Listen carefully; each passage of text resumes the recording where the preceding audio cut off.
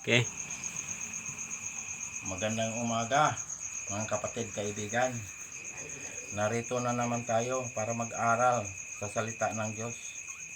Bago tayo mag-umpisa, may kunting hihilingin ako sa inyo. Paki-subscribe lang po sa aming munting YouTube channel, Marlon Coret YouTube channel, para mapabilis pagpalaganap ang salita ng Diyos sa buong mundo at maipakilala natin ang ating Panginoong tagapagligtas nga si Jesucristo. Yun lang po, paki-subscribe Marlon Coret YouTube channel. Maraming salamat po. Tayo na'y manalangin. Ama naming Diyos na makapangyarihan sa lahat, Panginoon, narito kami para mag-aral sa iyong salita. Basbasan mo po, Panginoon, ang lahat ng mga taga-subaybay at lahat ng makakarinig nitong minsay nito, na sila ay makakilala sa iyo at ikaw ay tanggapin bilang Panginoon at tagapagligtas. Amen. Ito ang aming hiling at samot dalangin sa pangalan ng aming Panginoong Jesucristo, na aming Panginoong tagapagligtas. Amen.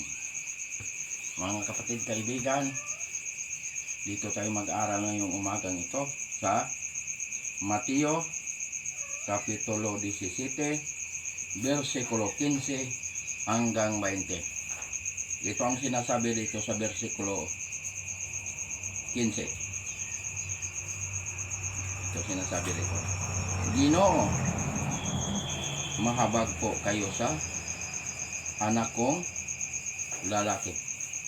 Siya po'y himatayin at lubhang nahihirapan. Kung sinusumpong sapagkat madalas siyang mabuwal sa apoy o kaya'y mahulog sa tubig. Yan ang sinasabi dito sa versikulo 15. Nagmakaawa, mahabag, nagmakaawa ito dahil ang anak daw niyang lalaki ay madalas mabuwal sa apoy o kaya'y mahulog sa tubig. Yan ang sinasabi rito. Nagmakaawa ang kanyang magulang. Ito naman sinasabi dito sa versikulo 16. Dinala ko na siya sa inyong mga alagad, ngunit hindi nila mapagaling. Yan ang sinasabi rito sa versikulo 16. Dinala sa mga alagad ng ating Panginoon, pero hindi napagaling ang kanyang anak. Yan ang sinasabi dito sa versikulo 17. Ito ang sinasabi dito sa versikulo 17. Sumagot si Jesus, lahing walang pananampalataya at matigas ang ulo. Hanggang kailan dapat akong mananatiling kasama ninyo? Hanggang kailan ko kayo pagtitiisan? Dalhin ninyo rito ang bata. Yan ang sabi. Lahing mga walang pananampalataya. Hanggang kailan pagtitiisan ng ating Panginoon? Matigas ang ulo. Yan ang sinasabi rito sa versikulo 17. Ang sinasabi, dalhin niyo rito ang bata. Sa versikulo 17. Yan ang sinasabi. 18.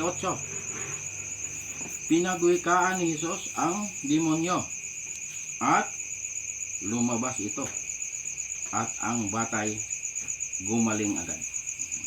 Yan. Makapangyarihan ang Panginoon. Pinalabas niya ang demonyo at gumaling agad ang bata. Ayan ang sinasabi rito. Basta tayo ay nananalig sa ating Panginoon. Dahil ang Panginoon ay makapangyarihan.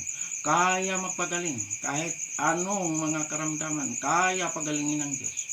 Dahil siya ang may-ari ng ating buhay. Siya higit nakakaalam sa bawat isa sa atin.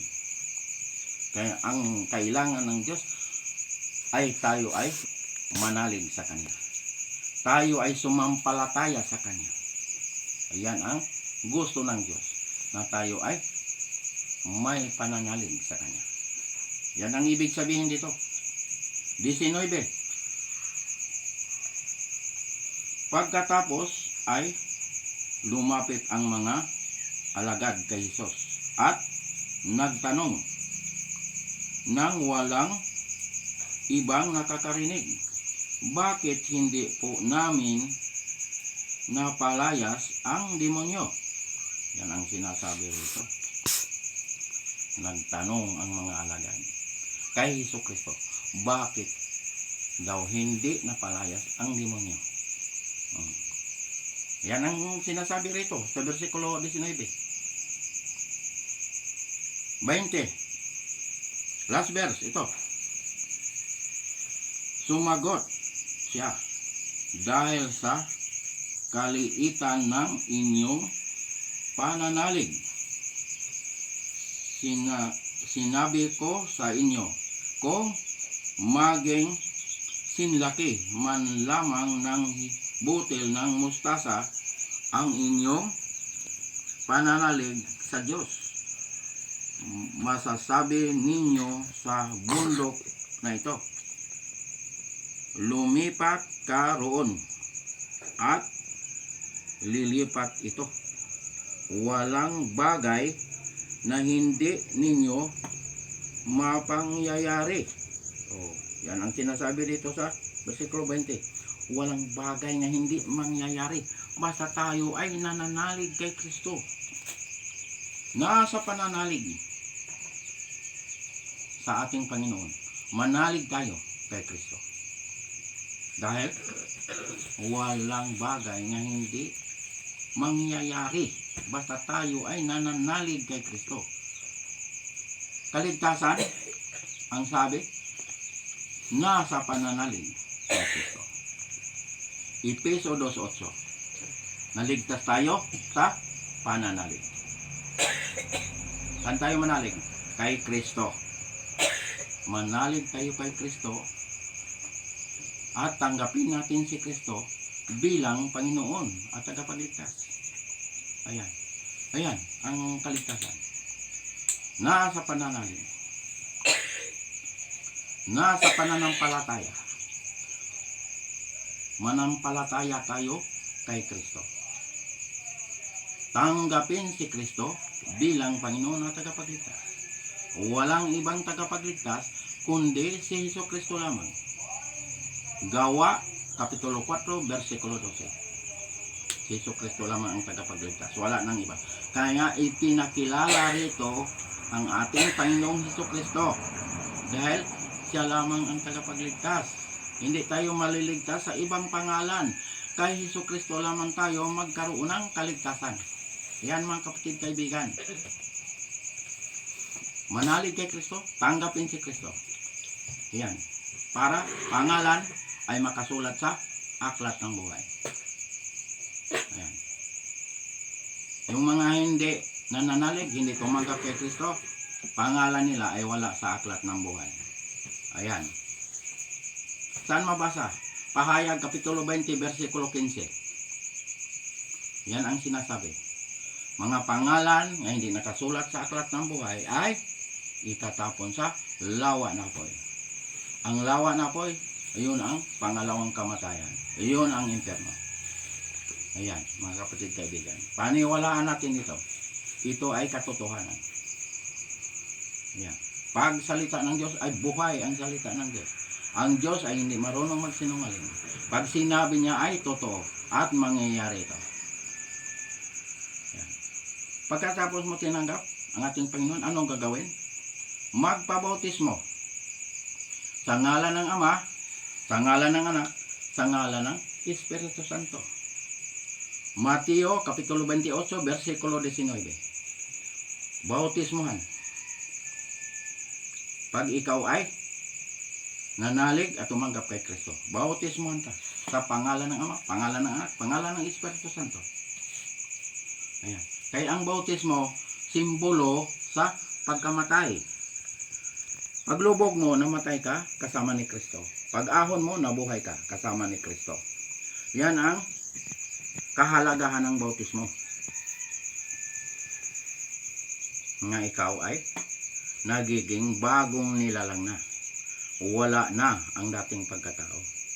Pangalawang Korinto Kapitulo 5, versikulo 17. Bagong nilalang ka na. Wala na ang dating pagkatao. Dati, masama ka. Ngayon ay mabuti ka na. Mabait ka na. Dahil bagong nilalang ka na. Ikaw ay nakatawid na sa kamatayan tungo sa buhay na walang hanggan. Juan Kapitulo 5, versikulo 24. Nakatawid na sa kamatayan ang mga nabautismuhan. Yan, ang ibig sabihin yan, mga kapatid, kaibigan. Anong gagawin matapos mabautismuhan? Sundin ang utos ng Diyos. Kaya ang sabi sa Juan 14, versikulo 15, kung mahal ninyo ako, sundin nyo ang aking mga utos. Tuparin ang mga utos ng Diyos. Yan ang sinasabi ni Kristo. Ano pa yung sinabi? Sa unang Juan, Kapitulo 2, versikulo 3 hanggang 4. Nakakatiyak tayong nakikilala natin ang Diyos kung sinusunod natin ang kanyang mga utos. Ang nagsasabi na nakikilala ko siya, ngunit sumusuway naman sa kanyang mga utos ay sinungaling at wala sa kanya ang katotohanan. Yan ang sinasabi, mga kapatid, kaibigan. Ipatupad ang utos, ipasunod ang utos. Kaya huwag natin itakwil ang utos ng Diyos. Huwag natin burahin ang utos ng Diyos para hindi tayo magkaproblema sa oras ng paghuhukom. Kaya nasa utos ang palatandaan ng Diyos. Ano ang palatandaan ng Diyos sa mga nakakilala sa Kanya? Ang Sabat, ikapitong araw. Ang araw na Sabado. Yan ang araw na ipinagpahinga ng Diyos. Binasbasan. Ibinukod para sa Diyos. Bakit nagpahinga ang Diyos? Napagod ang Diyos? Hindi napapagod ang Diyos dahil ang Diyos ay makapangyarihan. Kaya sinabi, nagpahinga ang Diyos dahil para tayong kanyang mga nilalang, tayong mga anak, sumunod din sa ating Panginoon. Dahil siya ang higit nakakaalam sa lahat ng bagay, sa lahat ng tao. Alam niya ang iniisip ng tao. Alam ng Diyos ang laman ng puso ng tao. Pati buhok natin, bilang ng Diyos yan. Kaya naglagay ang Diyos ng palatandaan. Ano ang palatandaan? Ang Sabat, ang ikapitong araw. Palatandaan ng Diyos yan. Nga, nakakilala tayo sa Kanya, kilala din tayo ng Diyos. Ezekiel 20:20. Yan ang palatandaan ng Diyos nga, nakakilala tayo sa Kanya. Kaya ang sinabi ng Diyos, bagong langit, may samba roon. Sa bagong langit, bagong lupa. Ano ang samba roon? Sa bagong langit, bagong lupa. Ang samba roon ay Sabat. Mababasa sa Isayas Kapitulo 66, versikulo 22 hanggang 23. Sa versikulo 22, mababasa natin ang bagong langit, bagong lupa. Versikulo 22, mababasa ang bagong langit, bagong lupa. Versikulo 23, pag nakabasa ka ng araw ng pamamahinga, Sabat yan, hindi yan linggo. Ang sinasabi, lahat ng bansa pupunta ron para sumamba sa Diyos. Mukhaan, harapan, makikita natin ang Diyos na ating sinasamba. Sambahin natin ang Diyos sa Espiritu at sa katotohanan. Ayan ang sinasabi. Ayan, sambahin natin ang Diyos. nga lumalang sa langit, sa lupa, at sa lahat ng bagay. Ang samba ron, Sabat, hindi linggo. Tinuturuan tayo ng Diyos para pag makapunta tayo roon sa bagong langit, bagong lupa, hindi na tayo magtaka. Bakit? Dito pa lang sa lupa, tinuturuan na tayo nga ang samba ay Sabat. Bagong langit na yan ha, wala na tong lupa na to, wala na tong langit na to, binago na ng Diyos. Pati ito, binago na. Ito katawan ko na bubulok, babaguhin ito ng Diyos. Palitan ito ng katawang panlangit na hindi na ito nabubulok, hindi na ito mamamatay kahit kailan. Yan, doon tayo magpapatuloy sa pagsamba sa ating Panginoon. Manambahan tayo doon. Basta, pangalan ay nakasulat sa aklat ng buhay. Pero pag hindi nakasulat sa aklat ng buhay, ang pangalan ay hindi talaga makapasok doon. Hindi makapagsamba ron. Ayun lang, ang makapagsamba ron, ang mga pangalan nga nakasulat sa aklat ng buhay. Yung mga tumatanggap kay Kristo. Yun ang makapasok roon. Dahil iba ang destinasyon ng mga pangalan nga hindi nakasulat sa aklat ng buhay. Ang destinasyon nun ay lawa na po. Yun ang pangalawang kamatayan. Ayun ang impyerno. Yan, mga kapatid kaibigan, ito katotohanan. Wala itong halo nga kasinungalingan. Tinuturuan tayo ng Diyos. Kompleto ang itinuro ng Diyos. Kaligtasan, sinong tagapagligtas? Si Jesucristo lamang. Kaya nga ito, ipinakilala ko sa buong mundo na si Jesucristo lamang ang tagapagligtas. Wala nang iba. Manalig tayo kay Kristo, tanggapin si Kristo bilang Panginoon at tagapagligtas, magpabautismo, sundin ang utos. Yan. Kailan ang kaligtasan? Ngayong buhay pa tayo. Pangalawang Korinto, Kapitulo 6, versikulo 2. Ngayon, ang araw ng kaligtasan, hindi kapag patay na. Ngayon, buhay ka pa. Narinig mo itong mensahe na ito. Paniwalaan niyo ito. Tanggapin si Kristo bilang Panginoon at tagapagligtas para pangalan ay makasulat sa aklat ng buhay. Doon tayo makita, mga kapatid kaibigan, sa bagong langit, bagong lupa, nga pinaghaharian ng katarungan. Yan. Paniwalaan nito. Ito katotohanan. Ako, ginamit lang ako ng Panginoon bilang instrumento nga ang kanyang salita ay may ipahayag sa buong mundo at maipakilala ang Panginoon. Ayan, mga kapatid kaibigan, paniwalaan natin ito. Huwag tayo magalit. Pag makarinig tayo ng medyo hindi natin gusto, buksan natin ang ating isip, ating puso, nga matanggap natin ang salita ng Diyos. Dahil ang Diyos ang higit na kakaalam. Siya ang may-ari ng ating buhay. Bawat pintig ng ating hininga, alam ng Diyos yan. Kaya mga kapatid kaibigan, hanggang dito lang tayo. Paki-subscribe lang po sa aming munting YouTube channel, Marlon Coret YouTube channel.